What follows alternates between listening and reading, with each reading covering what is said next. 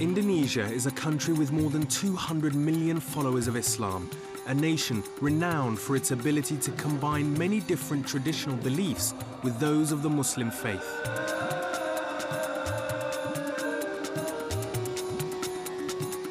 Over the last 10 years, it's seen the birth of democracy, and with that has come a fight. Modern liberal thinking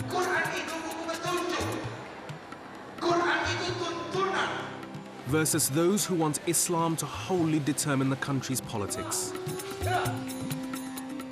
Indonesian people have always lived a moderate life when it comes to Islam, but now there is a struggle here for the hearts and minds of the biggest Muslim population in the world.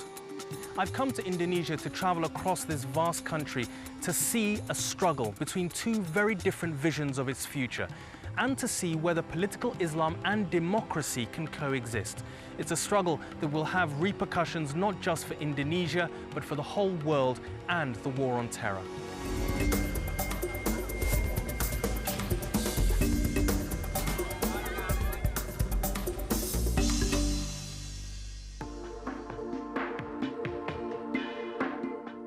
Islam first came to Indonesia in the 12th century. It's adapted to the many faiths already here. And for centuries, Islam, Hinduism, Buddhism, and animism coexisted peacefully. When General Suharto's regime fell in 1998, the country became a democracy, and democracy gave the Indonesian people freedom, but also gave Islamists a voice. It's election year here, and I'm traveling across this archipelago to explore the state of Islam in Indonesia, and to find out if Indonesia's culture of tolerance is still thriving.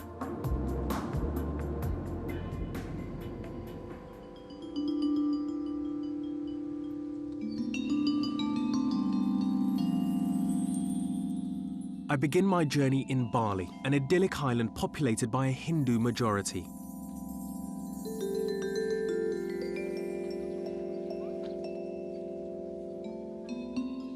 An island that for hundreds of years embodied religious tolerance, so much so its Muslim neighbors never tried to change it. The island has long been a paradise for young tourists from all over the world. But in 2002, bombs exploded in the heart of the nightlife district. More than 200 people from 21 countries died. The shock was heightened when the bombers turned out to be Indonesian, their goal seemingly to kill as many foreigners as possible. They belonged to a group called Jemaah Islamiyah, or JI. Claiming to act in the name of Islam, JI would become Indonesia's most feared radical network. The bombing shook the country and left Bali's economy in tatters.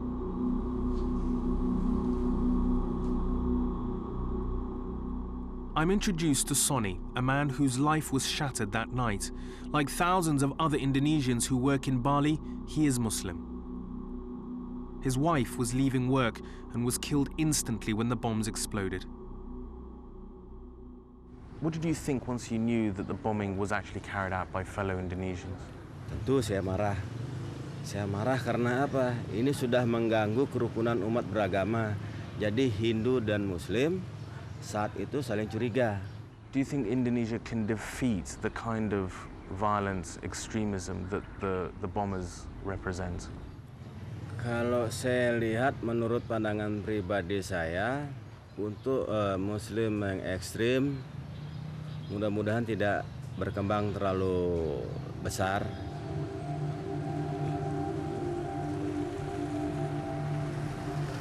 This is the monument to all the people who died in the Bali bombings, and there are the names of over 200 people from many different nationalities, including a lot of Indonesians.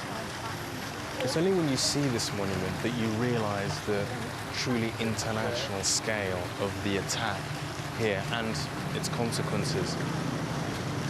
And you realize also being here that it took something like this on this scale to make Indonesia and in fact the rest of the world realize how potent a threat to Jemaah Islamiyah was here in Indonesia.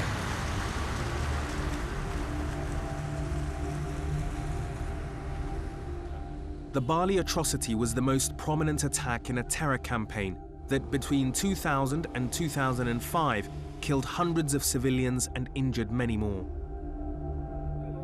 JI members were suspected of being behind a string of bomb attacks on public targets.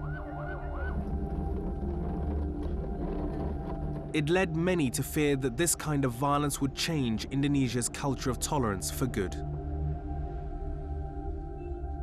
From Bali, I make my way to Java, the most populous island in the country and the epicenter of radical Islamist ideology. The men who set off the Bali bombs were from Java, and they studied at this school, Pesantren Al-Mukmin, famous for its radical teachings.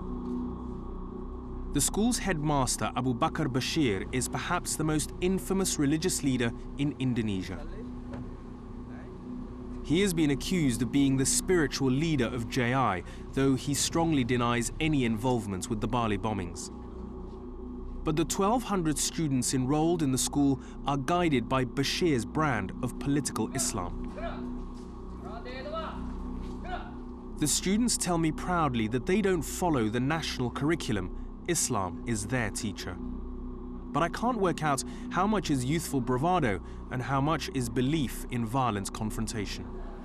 It doesn't look or feel anything like it, but the reality is the Pesantren Al-Mukmin is accused of being at the heart of the spread of militant Islamist ideology, and not just in Indonesia, but right the way through Southeast Asia. But the fact is the kids aren't embarrassed about it at all, and when you walk round the school, in the classrooms and the dormitories, there are constant pictures of jihad and holy war.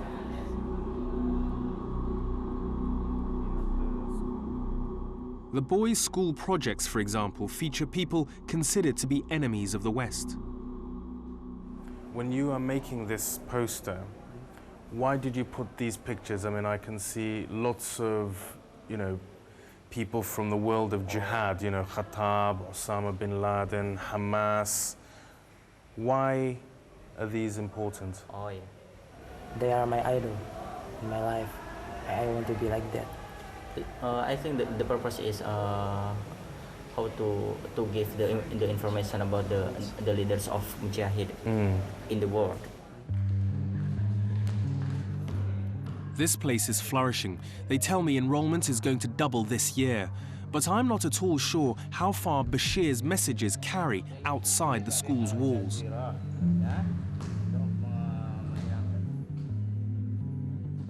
The students here say they are training to be soldiers of Islam, not citizens of Indonesia.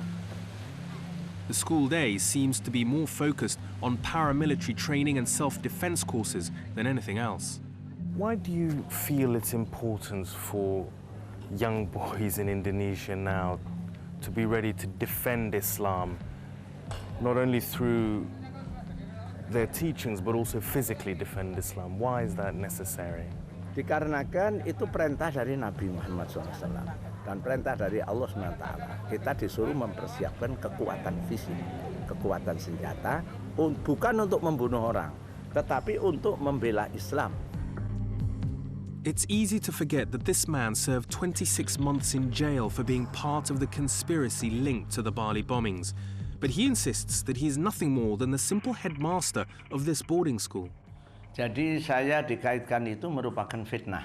Ya, jadi saya sama sekali tidak terkait dengan gerakan bom Bali. Tapi saya menilai semua pelaksana bom Bali itu mujahid, bukan teroris. Mereka tujuannya baik untuk membela Islam dan kaum muslimin dan memusuhi Amerika. Jadi saya menilai perjuangan mereka itu perjuangan yang benar untuk membela Islam. Jadi jihad yang kita ajarkan tentunya jihad dalam pengertian ilmunya dulu. Ya, kita memberi pengertian bahwa jihad itu amal yang tertinggi. Jihad itu amal yang banyak pahalanya tertinggi.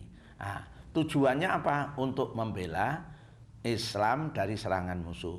Dan cita-cita terakhir apa? Cita-cita terakhir terwujudnya kekuasaan Islam, baik dalam bentuk negara Islam sampai selanjutnya sempurna khilafah Islamiyah. So far, I am no closer to understanding how large an audience Abu Bakar Bashir's views command in Indonesia. As for the suspected members of the shadowy JI, where are they now? Jakarta has been quiet for over 3 years, no attacks and few threats.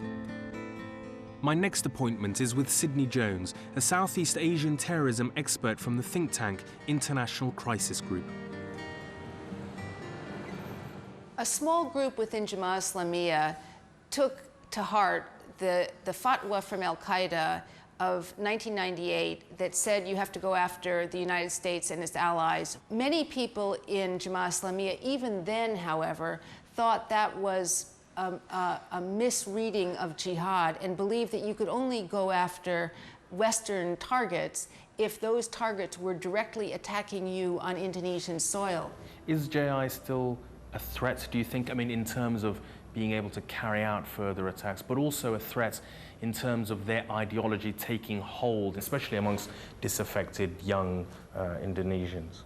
I think the danger of major attacks like we've had on hotels or nightclubs or efforts to attack embassies, I think that for the moment is gone. It doesn't mean that it's gone forever, and it doesn't mean that we couldn't see small splinter groups try to come together and mount some attack in the future. Democracy helps create a space for the specific views of JI to flourish alongside the more historic inclusivity of Islam in Indonesia.